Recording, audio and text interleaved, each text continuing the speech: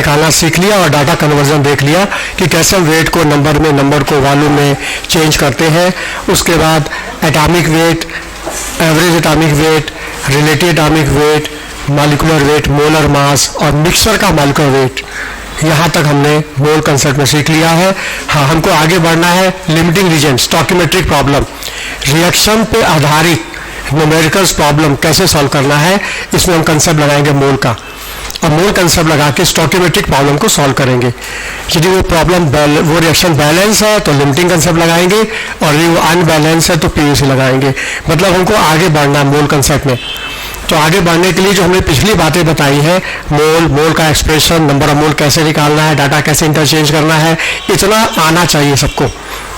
तो जिन्होंने क्लास शुरू से किया है उनको तो कोई दिक्कत नहीं होगा, लेकिन जिन्होंने अभी हाल में क्लास ज्वाइन किया है उनको दिक्कत हो सकती है। तो इसलिए हम कल संडे को 1 घंटा क्लास लेंगे, उतनी बात बताएंगे जितनी मेरी आगे रिक्वायरमेंट है।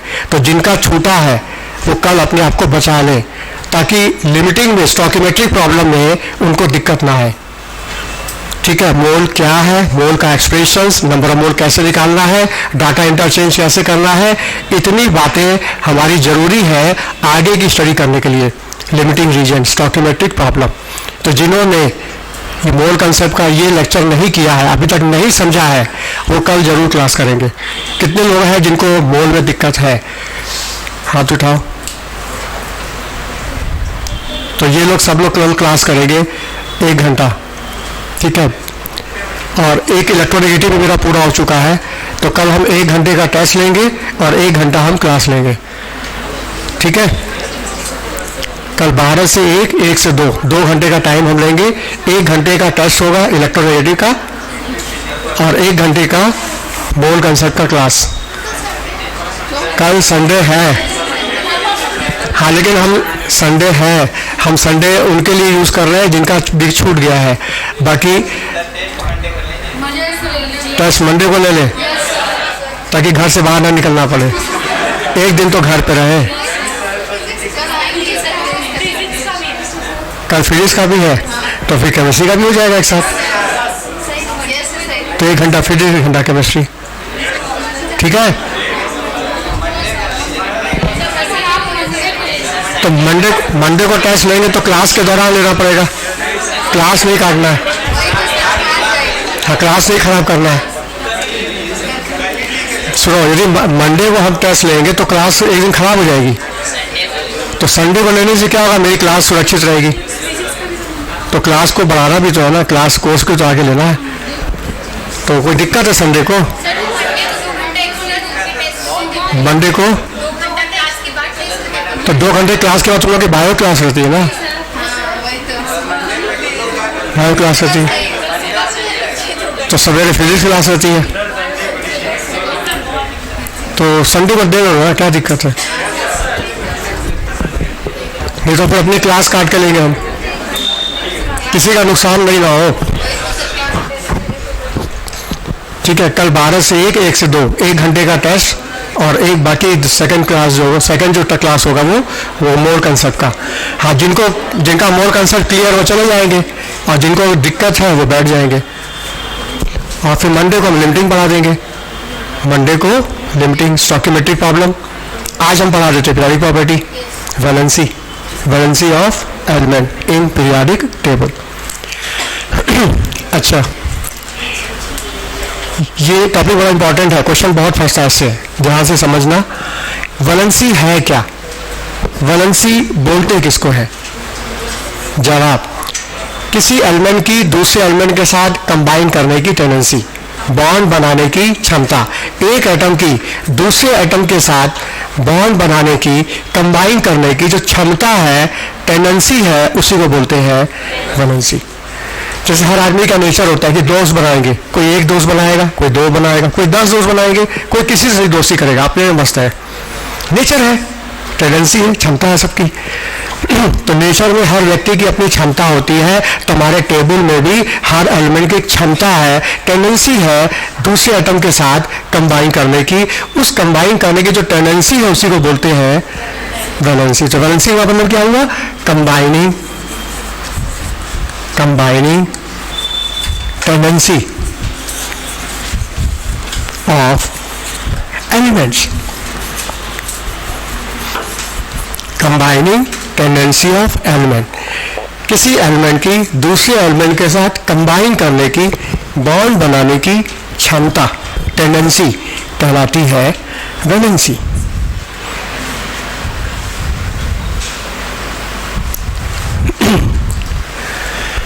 और ये वैलेंसी दो तरह की होती है, ये वैलेंसी दो तरह की होती है। एक है प्राइमरी वैलेंसी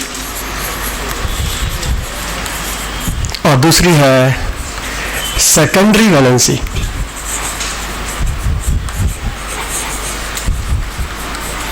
हाँ, प्राइमरी वैलेंसी, इसको हम कहते हैं कोवैलेंसी, कोवैलेंसी। और सेकेंडरी वैलेंसी को हम कहते हैं oxidation number,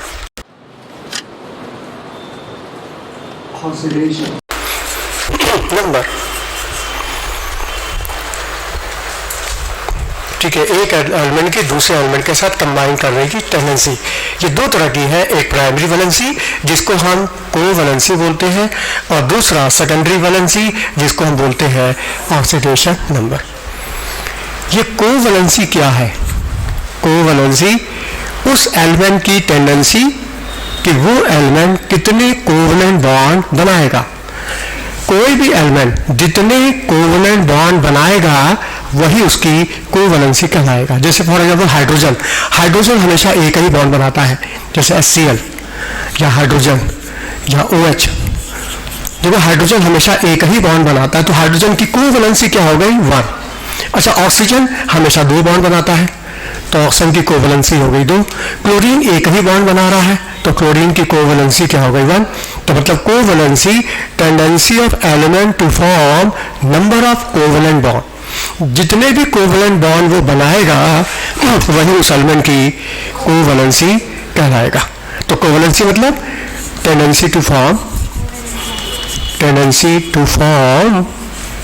number of covalent bond को बोलते हैं कोवैलेंसी। कोवैलेंसी मतलब tendency to form number of covalent bond को बोलते हैं कोवैलेंसी। अच्छा, ये ऑक्सीडेशन नंबर क्या है? सेकेंडरी वैलेंसी यानी ऑक्सीडेशन नंबर ये क्या है? जवाब कि जब भी कोई एलिमेंट बॉन्ड बनाएगा, कोवैलेंट बॉन्ड बनाएगा, तो बॉन्डिंग के दौरान उस एटम के ऊपर चार्ज आएगा, क्योंकि जब भी बॉन्डिंग होती है तो वैलेंस शेल का इलेक्ट्रॉन या तो लॉस होता है या तो गेन होगा। उस वैलेंस शेल के इलेक्ट्रॉन लॉस गेन से उस एटम पर चार्ज आता है, उसी चार्ज को बोलते हैं oxidation number.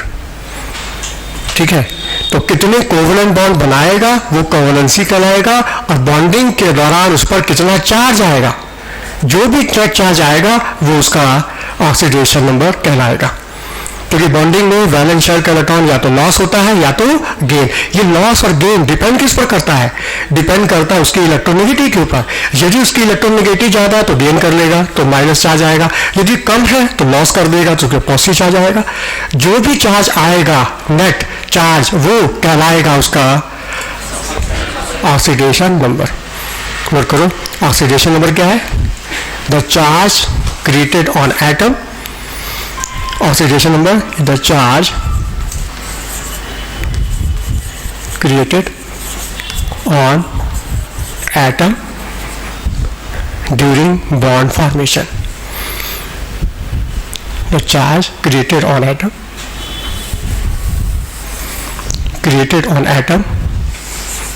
during bond formation. Charge created on atom during bond formation. तो जब भी बॉन्ड फॉर्मेशन होगा, बॉन्डिंग के दौरान उस एटम के ऊपर जो भी नेट चार्ज आएगा वो उसका ऑक्सीडेशन नंबर कहलाएगा। ये नेट चार्ज पॉजिटिव भी हो सकता है, ये नेट चार्ज नेगेटिव भी हो सकता है और जीरो भी हो सकता है, और ये चार्ज फ्रैक्शन भी आ सकता है, फ्रैक्शनल वैल्यू भी हो सकती है। नोट करो, the charge in oxidation number may B positive, negative, zero, or maybe in fraction.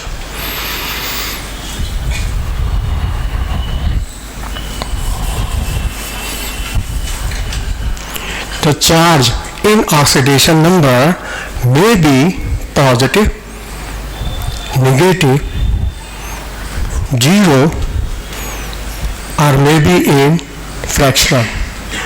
fractional value भी हो सकता है।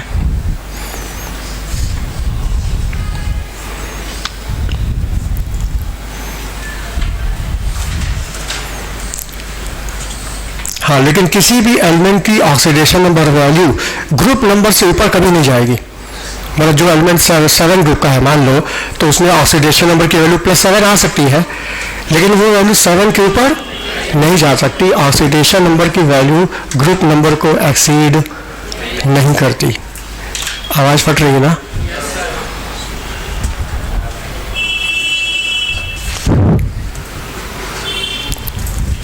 हाँ, देखते हैं। हाँ, नोट करो। The oxidation number value can not be exceed group number.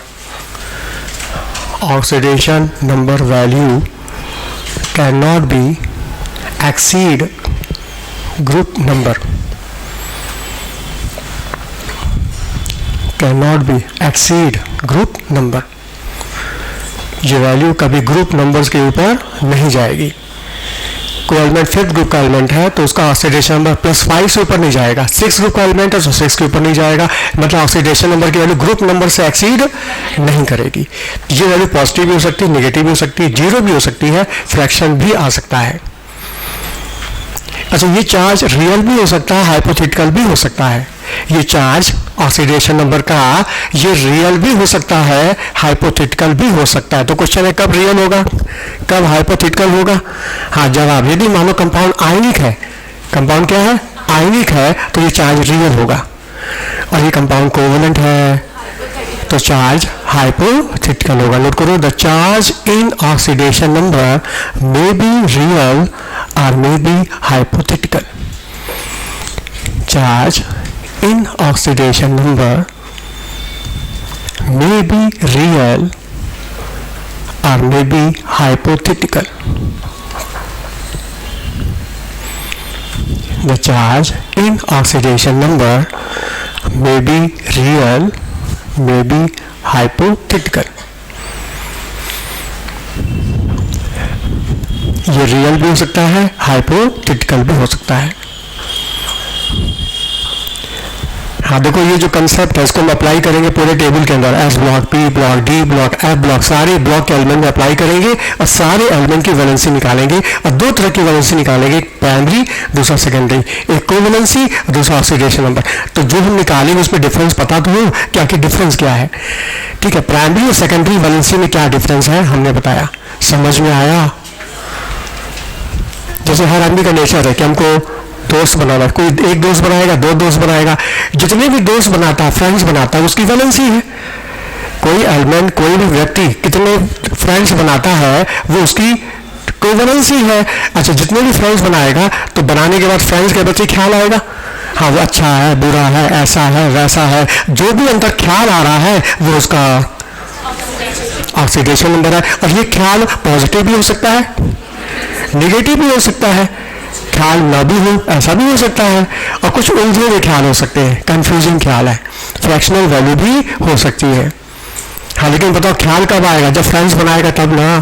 Friends ही नहीं बनाएगा, किसी से संबंध ही नहीं है तो कोई ख्याल, तो वैलेंसी क्या होगी? 0। जैसे नोबल गैस, नोबल गैस किसी से बॉन्ड नहीं बनाता तो उसकी वैलेंसी क्या होगी? 0। लेकिन बाकी तो बनाते हैं ना, तो कितने बॉन्ड बनाएंगे वो है उसकी कोवैलेंसी, और बॉन्डिंग के बाद उस पर कितना नेट चार्ज आएगा वो है उसका ऑक्सीडेशन नंबर। और ये वैल्यू पॉजिटिव भी हो सकती है, नेगेटिव भी हो सकती है, 0 भी हो सकती है, फ्रैक्शन भी हो सकती है, रियल भी हो सकती है, हाइपोथेटिकल भी हो सकती है। जैसे फॉर एग्जांपल देखो KMnO4, KMnO4 देखो ध्यान से, इसमें K+ और मैग्नीज का ऑक्सीडेशन नंबर +7। ठीक है, तो देखो ये चार्ज रियल है, लेकिन ये चार्ज रियल नहीं है। पोटेशियम पर मैग्नेट में जो पोटेशियम का जो चार्ज है Ka+, ये रियल है, लेकिन मैग्नीज का जो ऑक्सीडेशन नंबर +7 है ये रियल नहीं है। क्यों? क्योंकि इस कंपाउंड को तुम पानी में जब डालोगे ना तो ये टूट के तुमको K+ आयन देगा, लेकिन Mn+7 आयन्स नहीं देगा। क्यों नहीं देगा? क्योंकि ये वाली बॉन्डिंग आयनिक है, ये K प्लस और MnO4 माइनस, तो आयनिक बॉन्ड तो टूट जाएगा, आयरन फ्री हो जाएगा, पोटेशियम आयन फ्री मिल जाएगा, लेकिन Mn+7 आयन फ्री इसलिए नहीं मिलेगा क्योंकि इसकी बॉन्डिंग कोवेलेंट है। और कोवेलेंट कैसे है? हाँ देखो, इसमें मैग्नीज का स्ट्रक्चर देखो ये है। हाँ, तो इसमें मैग्नीज का जो ऑक्सीडेशन नंबर +7 ये रियल इसलिए नहीं है क्योंकि इनकी बॉन्डिंग आपस में कोवेलेंट है। जब बॉन्डिंग कोवेलेंट रहेगी तो ये चार्ज क्या होगा? हाइपोथेटिकल हो जाएगा, और जब बॉन्डिंग आयनिक हो जाएगी तो ये चार्ज क्या होगा? रियल होगा। तो वही हमने कहा, आयनिक कंपाउंड में चार्ज रियल रहता है और कोवेलेंट कंपाउंड में ये चार्ज हाइपोथेटिकल रहता है। हमने किसी के साथ संबंध बनाया और संबंध हमको अच्छा नहीं लगा, हमने तुरंत बक दिया, तुरंत उस पर उससे झगड़ा कर लिया, तो तुरंत बोल दिया, मतलब चार्ज रियल हो गया। ऐसा हम बोल नहीं रहे, उसकी गलती को देख करके शांत है, लेकिन मन में हलचल है, लेकिन बाहर से बोल नहीं रहे हैं। अंदर हलचल है, अंदर हलचल है, लेकिन बाहर से शांत है, मतलब हाइपोथेटिकल। तो बताओ, कहीं कुछ संबंधों को हम फट से बोल देते हैं, झगड़ा कर लेते हैं, कुछ को हम सह लेते हैं, तो मतलब डिपेंड करता है हमारा नेचर कि मेरी बॉन्डिंग कैसी है, आयनिक है कि कोवेलेंट है। यदि आयनिक है तो तुरंत बढ़ देंगे, और कोवेलेंट है तो थोड़ा सहेंगे, सहसंयोजक बॉन्ड बनाएंगे, सहसंयोजक बॉन्ड थोड़ा सहेंगे उसको। तो ऐसे केस में मेरे ख्याल क्या हो जाएंगे? हाइपोथेटिकल हो जाएंगे। बोलो, बात समझ में आई? हाँ, तो क्या डिफरेंस है कोवेलेंसी और ऑक्सीडेशन नंबर में? क्या डिफरेंस है? कोवेलेंसी कभी पॉजिटिव नेगेटिव में नहीं होगी, कोवेलेंसी कभी पॉजिटिव नेगेटिव में नहीं होगी, लेकिन ऑक्सीडेशन नंबर पॉजिटिव भी हो सकता है, और बिल्कुल covalency can not be positive negative.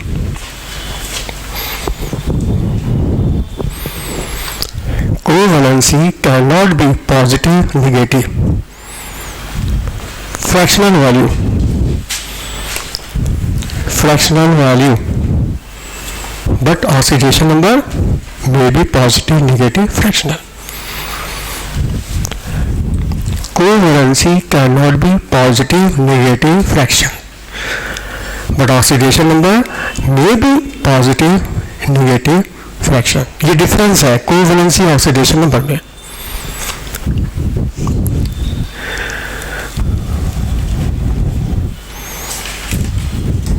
हाँ बोलो, बात समझ में आई? क्या डिफरेंस है कोवेलेंसी ऑक्सीडेशन नंबर में? कि कोई आदमी बिजनेस करता है, उसने दुकानदारी खोली, दुकान खोला, तो मान लो किसी आदमी ने 2 दुकानें खोली तो कोवेलेंसी 2, 3 दुकान खोला कोवेलेंसी 3। अच्छा, 2 दुकान खोलेगा, 3 दुकान खोलेगा, साढ़े 3 दुकान नहीं खोलेगा। दुकानें खोलेंगे या तो 1 खोलेंगे या 2, 3, साढ़े 3 दुकान थोड़ी होती है। अच्छा ठीक है, 3 दुकान खोलेगा तो प्रॉफिट भी हो सकता है, लॉस भी हो सकता है। हो सकता है 3 दुकान से 3 लाख का प्रॉफिट हो, या 3 लाख का नुकसान हो, या 2 लाख का प्रॉफिट हो, 2 लाख का नुकसान हो, मतलब प्लस भी जा सकता है। और अच्छा, ये प्रॉफिट फ्रैक्शन में भी तो हो सकता है, 3.5 लाख का फायदा हुआ हो, 3 दुकान 3.5 लाख का फायदा, मतलब वैल्यू फ्रैक्शन में आ सकती है ना। अच्छा, नो प्रॉफिट नो लॉस भी तो हो सकता है, मतलब 0। बोलो, तो जब दुकानें खोला तो प्रॉफिट लॉस तो होगा ही होगा, लेकिन ये वैल्यू फ्रैक्शन में भी आ सकती है। लेकिन दुकानें कितनी खोला, नंबर ऑफ दुकानें, ये तो कभी फ्रैक्शन में नहीं आ सकता। पॉजिटिव भी नहीं होगा, 2+2 दुकानें खोला, -2 दुकानें खोला, ऐसा हो सकता है क्या? नहीं हो सकता। कोवेलेंसी कभी फ्रैक्शंस में नहीं आ सकती, लेकिन ऑक्सीडेशन नंबर पॉजिटिव भी हो सकता है, नेगेटिव भी हो सकता है, 0 भी हो सकता है, फ्रैक्शनल वैल्यू भी हो सकती है। अच्छा, ऑक्सीडेशन नंबर और स्टेट अलग होता है। स्टेट क्या होता है? ऑक्सीडेशन स्टेट, ऑक्सीडेशन ये क्या है? ऑक्सीडेशन स्टेट, ये तो नंबर था, ऑक्सीडेशन स्टेट क्या है?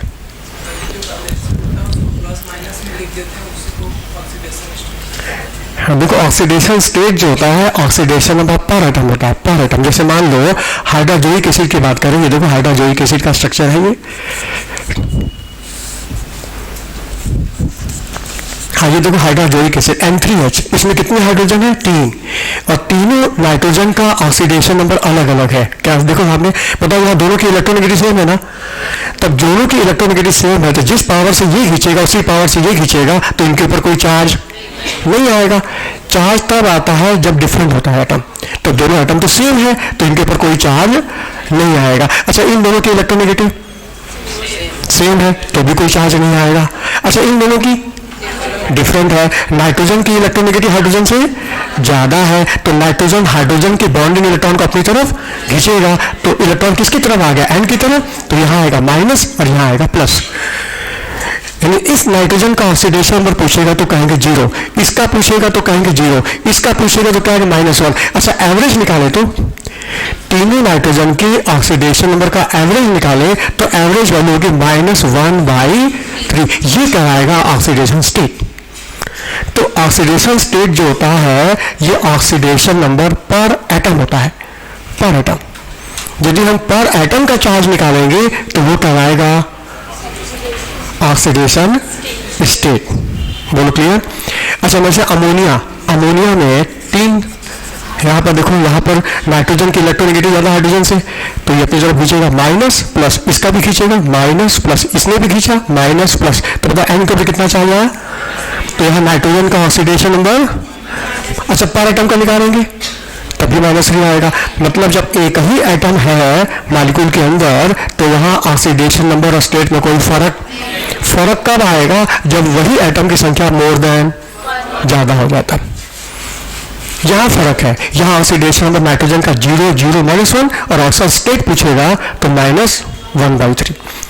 नोट करो, oxidation state is the oxidation number पर atom.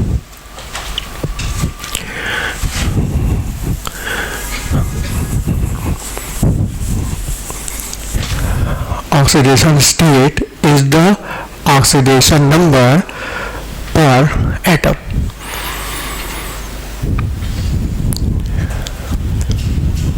Oxidation state is the oxidation number per atom.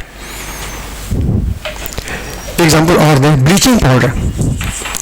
हाँ देखो, ब्लीचिंग पाउडर का ये जनरल फॉर्मूला है, ठीक है। इसमें 2 क्लोरीन है और दोनों क्लोरीन का ऑक्सीडेशन नंबर अलग अलग है। इसमें से एक क्लोरीन का -1 है, दूसरे क्लोरीन का +1 है। ठीक है, ये कैसे पता चला? हमको पता चला इसके स्ट्रक्चर से। इसका स्ट्रक्चर जो है ना कुछ इस तरह का, देखो इसमें से एक क्लोराइड आयन है इसमें और दूसरा हाइपोक्लोराइड आयन है। हाँ, इस क्लोरीन का ऑक्सीडेशन नंबर -1 है, इस क्लोरीन का ऑक्सीडेशन नंबर +1 है, लेकिन एवरेज निकालो तो, इन दोनों का एवरेज निकालो तो 0। ठीक है, तो मालूम करता है कि क्लोरीन का, ब्लीचिंग पाउडर में क्लोरीन का ऑक्सीडेशन नंबर बताइए तो हम कहेंगे -1 +1। अच्छा, इस ब्लीचिंग पाउडर में क्लोरीन का ऑक्सीजन स्टेट बताइए तो हम कहेंगे 0। तो यहाँ ऑक्सीडेशन नंबर और स्टेट में फर्क है, क्यों? क्योंकि क्लोरीन की संख्या 1 से ज्यादा है। क्लियर? अच्छा, मतलब NaCl रहता था तो NaCl में Na+Cl-, तो यहाँ क्लोरीन का ऑक्सीडेशन नंबर पूछेगा -1, ऑक्सीडेशन स्टेट पूछेगा तो भी -1। यहाँ कोई फर्क नहीं है ऑक्सीडेशन नंबर और स्टेट में। ये फर्क तभी आएगा जब एटम की संख्या 1 से, नोट कर सकते हो, ये भी दूसरा एग्जाम्पल है।